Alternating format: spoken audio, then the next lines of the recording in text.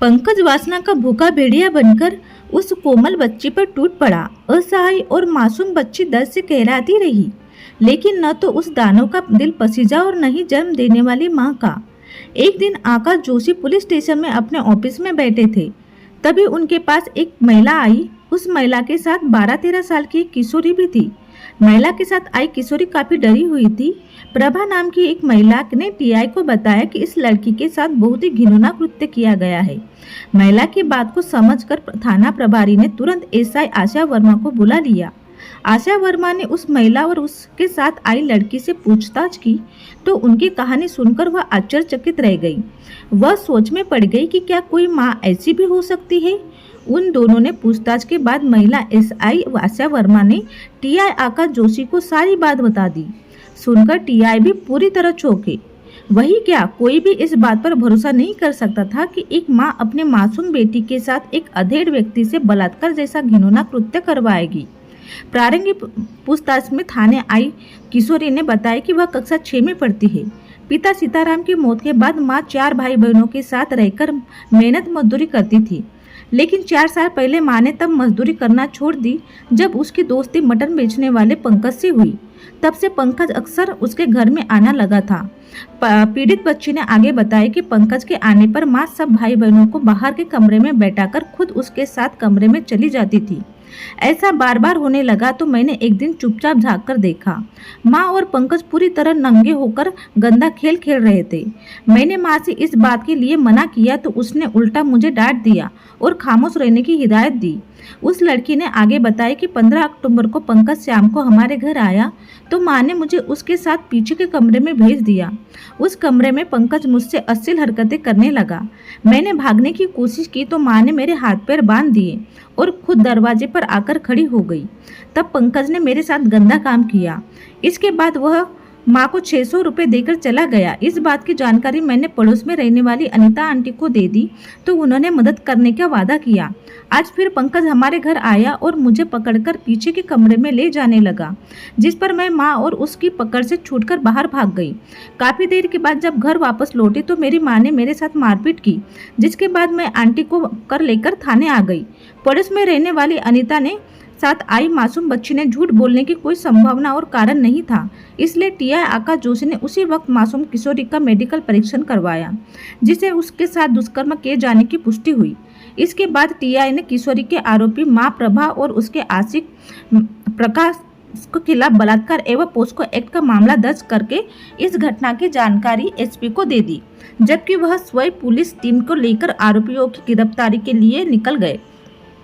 दोनों आरोपी घर पर ही मिल गए। आधे घंटे में पुलिस 30 वर्षीय प्रभा और उसके 42 वर्षीय आशिक पंकज को हिरासत में ले लिया, थाने में लाए। पूछताछ की तो पहले माँ और पंकज उसका आशिक दोनों बेटी झूठ बोल रही है ऐसे बता रहे थे, लेकिन थोड़ी सी सख्ती करने के बाद उन्होंने सच्चाई बता दी। उनसे पूछताछ के बाद जो हकीकत सामने आई उसने माँ सब पर ग्रहण नहीं लगा दिया। कोई कल्पना भी नहीं कर सकता था कि माँ ऐसी भी हो सकती है। एक गांव के रहने वाली प्रभा के पति सीताराम की अचानक मौत हो गई। पति की मौत के बाद प्रभा के सामने बच्चों को पालने की समस्या खड़ी हो गई। उसके 4 बच्चे थे। 30 वर्षीय प्रभा की किसी तरह घर का खर्च चालना ही था, लिहाजा वह मेहनत मजदूरी करने लगी। जवान औरत के सिर के अगर पति का साया उठ जाए तो कितने ही लोग उसे भूखी नजरों से देखने लगते हैं। प्रभा पर भी तमाम लोगों की डोरे डालने शुरू कर दिए थे। इसी दौरान खूबसूरत प्रभा पर मटन की सप्लाई करने वाले पंकज की नजर पड़ी। पंकज का बगदूद में पोल्ट्री फार्म था। अपने फार्म में वह ढाबे और होटलों में मटन सप्लाई करता था। पंकज प्रभा के नजदीक पहुंचने के लिए जाल बुनने लगा। इससे पहले कि पंकज गरीब घर की ऐसी कई लड़कियों और महिलाओं को अपना शिकार बना चुका था। वह जानता था कि गरीब औरतें जल्द ही पैसे के लालच में आ जाती है।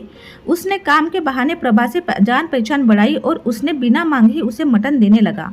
प्रभा ने जब उसे कहा कि वह पैसे नहीं चुका पाएगी तो उसने कहा कि कभी मुझे अपने घर पर बुलाकर मटन खिला देना, मैं समझ लूंगा कि मेरे पैसे वसूल हो गए। जवाब में प्रभा ने कहा दिया कि आज ही आ जाना, खिला दूंगी। इस पर पंकज ने मिर्च मसाले आदि के लिए उसे 200 रुपये भी दे दिए। प्रभा खुश हुई। उसने उसके लिए मटन बनाकर रखा, लेकिन पंकज नहीं आया। अगले दिन प्रभा ने पंकज से शिकायत की तो उसने कहा कि कोई बहाना बना दिया और फिर किसी दिन आने का कहा। उसके बाद अक्सर ऐसा होने लगा। प्रभा मटन बनाकर उसका इंतजार करती, अब वह मटन के साथ उसे खर्चे के पैसे भी देने लगा। इस तरह उषा का उस पर तरफ झुका होने लगा। पंकज प्रभा की बातों और मुस्कुराहट से समझ गया था कि उसके जाल में वो फंस चुकी है। लिहाजा एक दिन वह दोपहर के समय प्रभा के घर चला गया। उस समय प्रभा के बच्चे सरकारी स्कूल में पढ़ने के लिए गए थे। पंकज को घर आया देख प्रभा खुश हुई। पंकज को उससे प्यार भरी बातें करने लगा। उसी दौरान दोनों ने अपने हरकतें भी पूरी कर ली। हालांकि पंकज शादीशुदा और 2 बच्चों का पिता था, लेकिन प्रभा के जिस तरह के खुश किया उससे वह बहुत प्रभावित हुआ। इसके बाद उसे जब भी मौका मिलता प्रभा के घर चला आता। कुछ महीनों बाद उसके कहने पर प्रभा ने मजदूरी करना बंद कर दिया। उसके घर का पूरा कर्ज पंकज उठाने लगा। वह भी दिन भर पंकज के साथ बिस्तर पर पड़ी रहने लगी। प्रभा की बड़ी बेटी 12-13 साल की थी। माँ के साथ पंकज को देखकर वह भी समझ गई कि माँ किस रास्ते पर चली गई है। बेटी ने माँ की इस हरकत का विरोध करने की कोशिश की, लेकिन प्रभा पर बेटी के सामने समझाने का कोई फर्क नहीं पड़ा। उल्टे पंकज की नज़र बेटी पर जरूर खराब हो गई। कुछ समय बाद पंकज ने प्रभा को 2000 रुपये देकर बड़ी बेटी को उसके साथ सोने के लिए तैयार करने को कहा। 2000 रुपये देखकर वह लालच में अंधी हो गई और बेटी को उससे सौंपने को तैयार हो गई, जिसके चलते वह 15 अक्टूबर की शाम को पंकज प्रभा की बेटी के संग ऐश करने की सोचकर उसके घर पहुंचा। प्रभा ऐसी निर्लज हो गई थी कि वह अपनी कोमल सी बच्ची को उसके हवाले करने को तैयार हो गई। पंकज के पहुंचने पर प्रभा ने अपनी बेटी को पंकज के साथ बात करने के लिए कमरे में भेज दिया। उसे देखते ही पंकज उस पर टूट पड़ा। वह रोने चिल्लाने लगी। यह देखकर बेदर्द प्रभा कमरे में आई और बेटी की चीख पर दया दिखाने के बजाय उल्टा उसे समझाने लगी कि कुछ नहीं होगा, थोड़ा प्यार से कर लेना। तू पंकज को खुश कर देगी तो यह तुम्हें लैपटॉप और मोबाइल दिला देंगे।